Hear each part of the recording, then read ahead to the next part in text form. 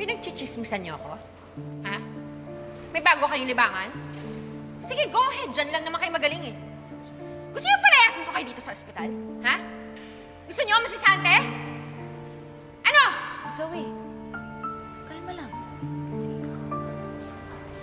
Respeto naman po, please. Kung kayo po'y nasa kalagayan ni Zoe, ayaw niyo rin po na mapag-usapan. Sorry po, Doc. Pasensya na po. Pwede ba? Huwag kang magpakihiro dyan. Baka nakakalimutan mo. This is all your fault. Zoe, ilang beses ko ba kailangan i-explain sa'yo na wala nga akong ginagawa? Hindi ko kinalat yun. Siguro nga hindi ikaw ang nagkalat. Pero kung hindi mo ako pinalab test, wala silang pagchichismisan. Alam mo, katulad ka pa rin ng dati. You're still the root of all my misery. Zoe! Aray!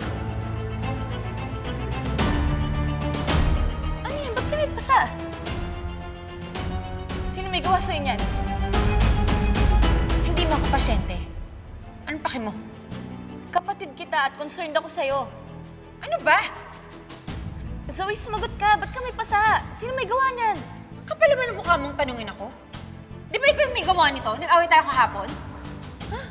Hindi naman kita hinahawakan na. O diba? Tigilan mo na nga ako! Get the hell away from me!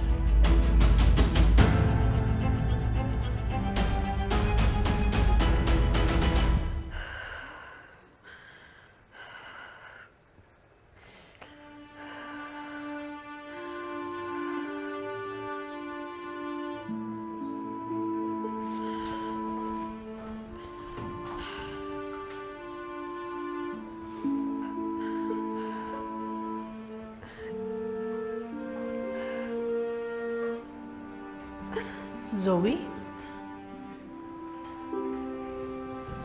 What are you doing here?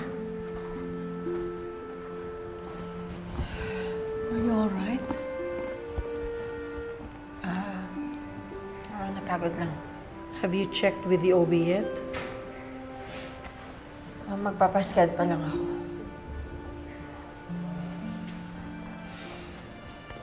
You know what, Zoe? Your situation reminds me of my situation before. Alam mo, nabuntis din ako ng hindi ko pinaplano. Ang kaibahan lang, alam na ni Obeng na buntis ka. When I was pregnant, hindi ko masabi kay Papa. Takot na takot ako. Dahil alam ko magagalit siya. Hindi niya tatanggapin. Isusumpa niya ako. Kaya, kinausap ko si Obeng. I told him to be more understanding and more accepting of the situation. That's why, you know what? You can tell Obeng anything. And I'm sure he'll understand. Okay? Pwede ba? Tigilan niyo na yung pangungulit niyo sa akin. Zoe, alam mo ba na nakakapangit ng anak ang pagiging maldita? Ikaw din. Gusto mo ba lumabas yung anak mo na may dalawang sungay? Kung magkakasungay man yung anak ko, dahil nagmana yun sa'yo. What? My gosh, Zoe! Lahat kami, ikaw lang iniisip namin. Iniintindi ka namin dahil buntis ka, nag-iisa ka, hindi mo alam kung anong gagawin mo, tapos itong igaganti mo sa akin? Sabagay, tama ka. Bakit ba naman kami mag-aaksay ng panahon sa'yo eh? Ingrata ka. Sige, bahala ka sa pagbubuntis mo. Bahala ka sa kung anong gagawin mo. Bahala ka sa kung sino yung nakabuntis sa'yo at kung anong gagawin ninyo, okay? Bahala ka!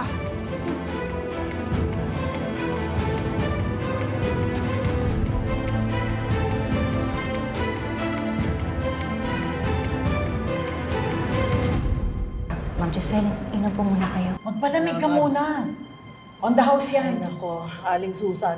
Kahit na siguro buhusan niyo ako ng yelo sa ulo, hindi lalamig ang ulo ko dahil kay Zoe. Di ba nakakainis yun? Parang inisip mo na nga siya, naawa ka sa kanya, inasikaso mo, tapos sinungitan ka pa. Ma'am Giselle, ganun po yata talaga kasi buntis po siya. Buntis? Kahit naman hindi buntis yun eh. Maldita yun eh. Di ba inaway ka rin, Annalyn? Siguro po kasi hindi po magandang combination yung hormonal imbalance tsaka po yung stress. Actually nga po, nagkakaroon po ng physical manifestations kay Zoe eh. Nakita ko po na may pasa po siya. Pasa? Opo. Tapos sabi niya pa po, nagkapasa daw siya kasi nag-away daw po kami. And hindi ko nga po siya hinawakan eh. Tingin ko po dahil po yun sa progesterone niya or sa vitamin deficiency, kaya po siya nagkapasa. Ewan ko. I don't think so, Annalyn. Alam mo ba kung nasan si Joy?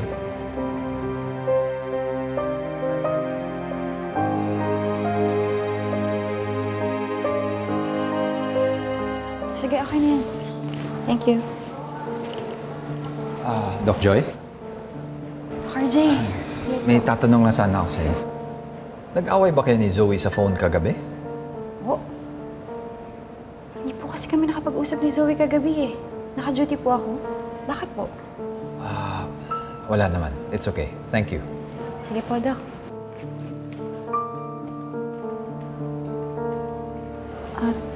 Tay, ba't niyo po tinanong si Doc Joy kung nag-away sila ni Zoe? Because Zoe lied to me again. Narinig ko kasi siya sa parking na may kausap kagabi. Ang sabi niya, she was talking to Joy on the phone. I think Zoe was with someone last night. I just need proof. Dong RJ, Dong Annalyn, Kuya. sa inyo po yata to. Nakuha ko po yan pagbalik ko sa parking lot kagabi. Doon po sa lugar kung saan nakita ko si Doc Zoe. Di ba po pinuntahan niyo siya? Oo, pero hindi sa akin to eh. Mukha po kasing panlalaki, pero baka kay Doc Zoe. Ako na lang magbalik sa kanya. Salamat. Sige po, Doc. Sige po.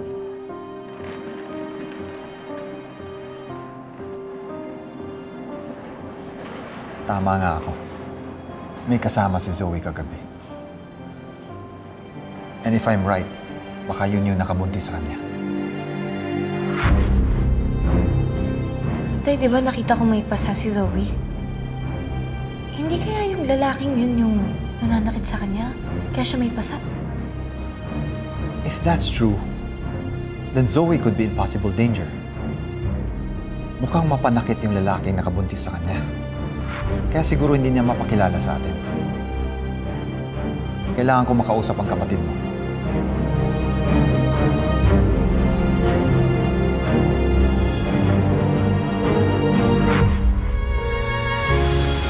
Ano? Buntis si Zoe? Is ka lang. Bakit ganyan reaction mo? Si Zoe lang naman yun. I just need to know the truth! Sino ba tong lalaking to? Sinasaktan ka ba? Siya ba ang gumawa niyan? Madam, baka mabuking na si Doc Zoe. Malalagot siya at masisira po ang plano niyo. Hindi masisira ang plano ko. I am ready. Sila, ready na ba sila sa inihanda kong plot twist? Excuse me po. Ayoko! Huwag niyo siyang gaganyanin. Baka mapahamak yung baby namin. Aking